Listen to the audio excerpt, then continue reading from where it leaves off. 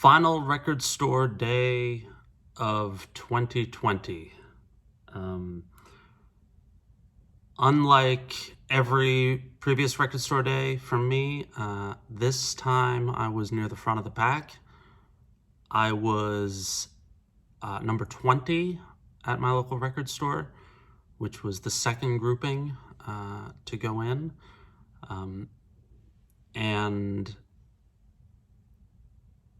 with that being the case, I went a little bit overboard this round.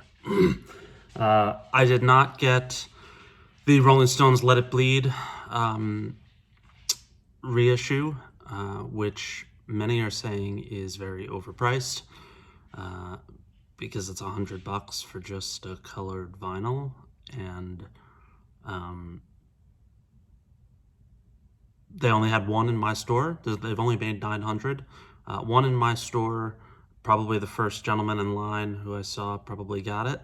But I got everything else I wanted, and I went a little bit haphazard. I was in the mood, and I love my local record store, and I love to support them. So let's take a look at what I got.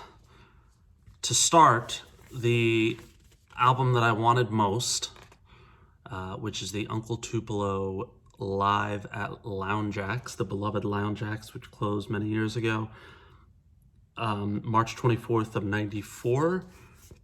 This is just about 2 months shy of when Uncle Tupelo called it quits.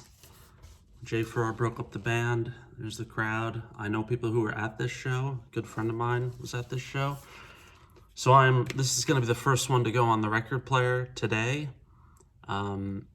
Really excited about this, and thank you to Jeff Tweedy's DBPM Records and Transmit Sound, which I think might be Farrar, the label Farrar's on, as they kept this at a very reasonable $27 for a double LP. So keep them coming, Uncle Tupelo. Next is the record that I spent the most money on, which is the Drive-By Truckers live, Plan 9 Records, July 13th, 2006. You see Jason Isbell was in the band at the time, so that's a little bonus.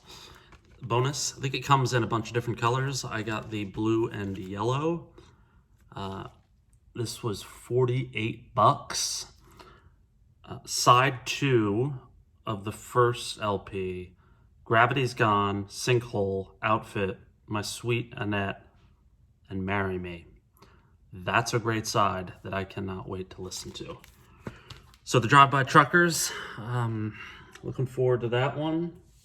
The one that I wanted second most after Uncle Tupelo, Aimee Mann's Bachelor number 2. Her phenomenal record from the early 2000s, I think. I have been wanting this on vinyl for ages. Didn't know that it was ever going to happen, so really thrilled that this has finally landed. I would love it if her album, The Forgotten Arm, which is one of my favorite records of the last 20 years, would also make a vinyl pressing at some point, but really, really excited to listen to this. This is a fantastic album. Next, this was in my top few. Willie Nelson, Austin City Limits. Looks like he's performing Redheaded Stranger. Really excited about this. I love Willie. Let's see if this is limited. I don't think this is limited. Front to back live for the first time on vinyl. I don't know if this is an early release or a record store day release, but $22, good price point. Thanks for that, Willie. Next, Elliott Smith. Alternate versions. So there are 5 songs on here. Put out by the great label Kill Rock Stars. Really, really pumped to give this a listen. This is limited to 2,500 copies, and I got one of them. So looking forward to that. this is one of those, usually every record store day I have a moment where I say, let's try something new. And that's what I did with this one, the Herbie Hancock Trio. Again, a good price point, 28 bucks. This is, I have no idea if it's limited. This is the first Herbie Hancock record that I own now. So looking to put out on Columbia. Really looking forward to this, some cool artwork. A friend of mine led me to a Herbie Hancock record recently. I can't recall the title, that I listened to and loved it. So it's my hope that that I will enjoy this as well.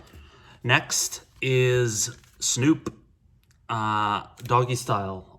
Another good price point. A lot of these records are priced well. This is a colored 180 gram double LP for 26 bucks. Can't beat that. Just a phenomenal record that I cannot wait to spin. The last full length, this was right near the top of my wish list, Lou Reed, live at Alice Tully Hall in 1973.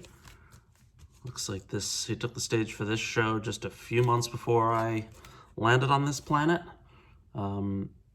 Let's see, on limited edition burgundy color vinyl, 27 bucks. This is a show during his Transformer solo tour, so pumped to hear that. And then is this a 10 inch, 12 inch? I can't remember. Had to get this because this show was my favorite show as a kid, Fraggle Rock. I think it was on HBO.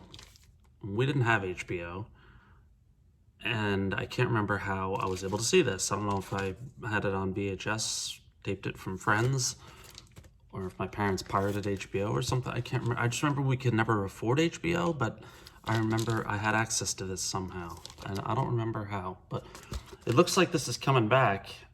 Apple TV Plus original series soundtrack. So we're gonna give this a listen and take me back to the 70s, early 80s. And then my final purchase, looks like this is limited edition as well. 50 years from the release of the associated album, George Harrison, My Sweet Lord, with the B-side, Isn't It a Pity? It comes in this really nice packaging. It's numbered there. So really pumped for this. That's my record store day haul. It was a great visit. Everybody was responsible. Everyone was wearing masks. People were in good moods, and I got really everything that I wanted. I'm having some turntable issues. You may recall the turntable was there. I moved it there to the living room yesterday, just because I spend more time in there. And when I was grounding it from the turntable to the receiver wire, I broke the tip of the grounding wire. So no vinyl for me until Sunday, when my replacement part should arrive. So that's a bummer. I may try to listen even with the humming and the buzz, just because I really want to hear that Uncle Tupelo record. I really want to hear the Lou Reed record. So we will give it a shot with the background noise. And of course, closing, a record I wish more people were aware of or owned. This is the Tim O Regan record. Tim O Regan's the Jayhawks drummer, the current Jayhawks drummer. He's been the drummer for the band for, 25 years now, since the mid-90s, I think. He put this record out on Lost Highway in 2006, and it is fantastic. This is the backside. These Things, Black and Blue, River Bends to start it. The first three tracks are all great. And a lot of the guys from the Jayhawks appear on this, as do some. So Mark Perlman from the Jayhawks, Gary Loris, Mark Olson, who was formerly in the Jayhawks, Karen Grotberg, who is still in the Jayhawks, Jim Boquist, who was in Sunvolt and has played with a number of bands. So that's an interesting ad that I wasn't aware of. He plays bass, electric guitar, and vocals. So if you can find this is a great record.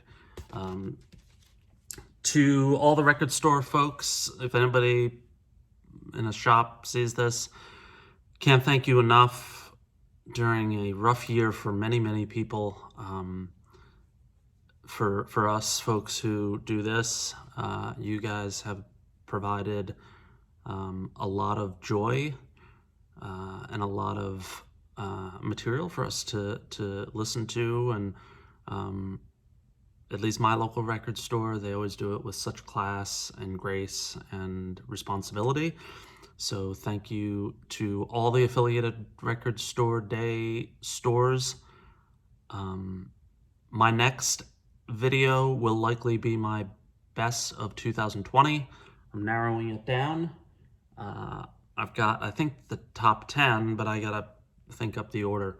That is still sort of TBD. So hope you are all doing well, and I hope you all had a good holiday, and I'll talk to you soon. Take care.